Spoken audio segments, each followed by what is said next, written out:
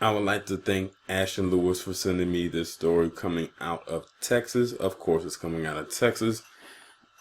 And this guy who looks like he could be Michael Myers, name is Diego Horta, and he was arrested.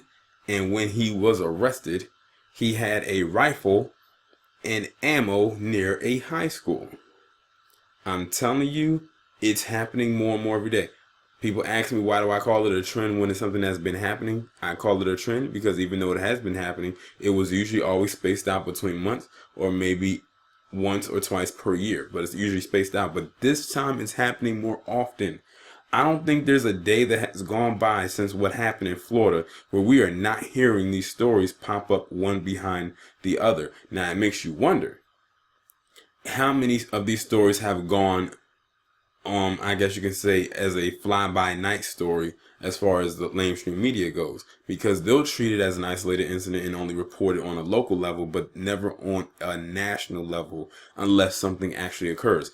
Me personally, they need to report stuff like this on a national level because they need to expose the people to what kind of wickedness we are dealing with here.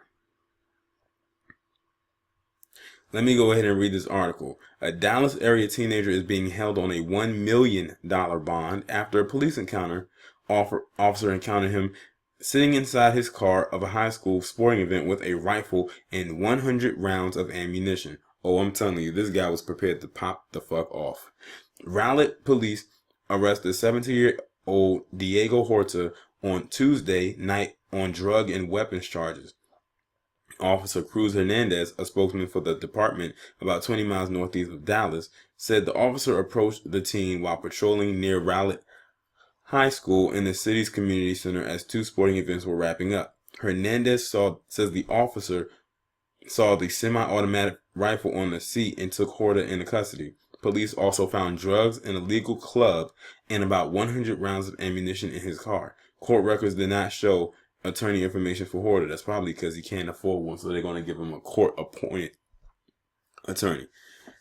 But wow. And see, the thing is, after what happened with Nicholas Cruz in Florida and how they dragged their ass and their feet to apprehend him, they're not taking any chances now when people are how can I put it, exposing themselves, because that's basically what he was doing.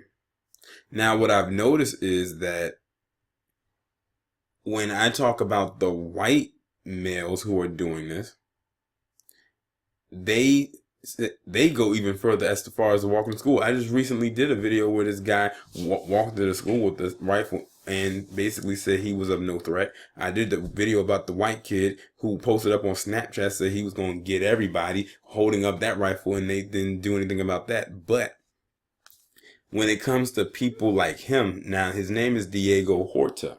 That name, Diego Horta. And from the looks of him, yeah, there's some white there, but it's not all white, if you know what I mean. There's something else going on in that mix. So y'all see exactly where I'm going with this. They're not going to show any mercy to him. They gave him a $1 million bond on something that did not happen, but could have happened. Yet we don't know what the bond is for that Nicholas Cruz unless there is one out there. And if it is, you know what? It isn't one. They did. I forgot they denied him bond, which was a good thing.